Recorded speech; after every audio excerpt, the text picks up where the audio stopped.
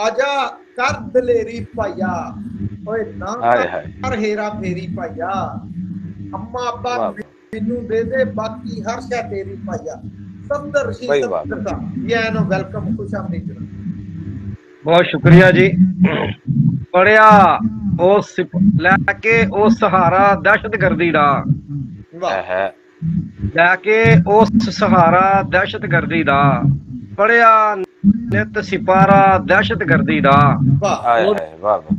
कोलों इंसानियत मंगदे हो कोलों इंसानियत मंगदे हो जो सारे दा सारा दहशतगर्दी दा।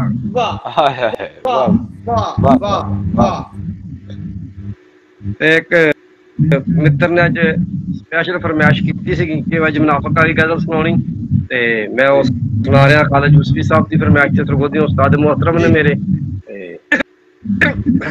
भावें चार चफेर मुनाफिक भाई शेर वेखना भावें चार चफेर मुनाफिक पर नहीं सकते घेर मुनाफिक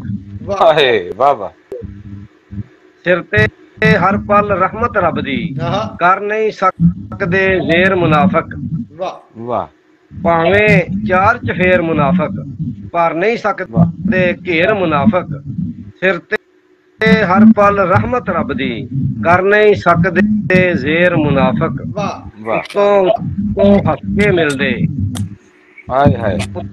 कुत्तों हस के मिलदे अंदरों काले ढेर मुनाफिक। क्या बात है, वाह वाह वाह, सब क्या बात है, वाह।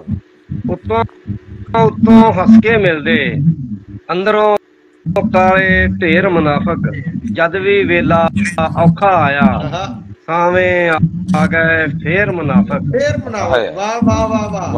फिर वेखना जी कि जद भी वेला औखा आया सावें आ गए फिर मुनाफिक गैर ते जेड़े हैगे ही सन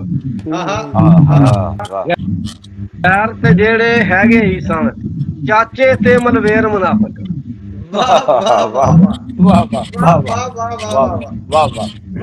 बहुत शुक्रिया। गैर ते जेड़े हैगे ही सन चाचे ते मलवेर मुनाफिक रब दी धरती उत्ते फिरदे तोले माशे शेर मुनाफिक।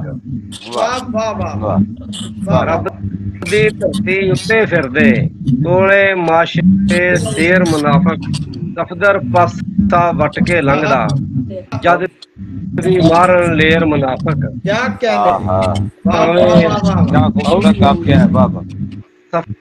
सफदर पासा वट के लंघदा जद भी मारन लेर मुनाफिक भावें चार चफेर मुनाफिक पर नहीं सकते घेर मुनाफिक। क्या बात है, क्या बात है।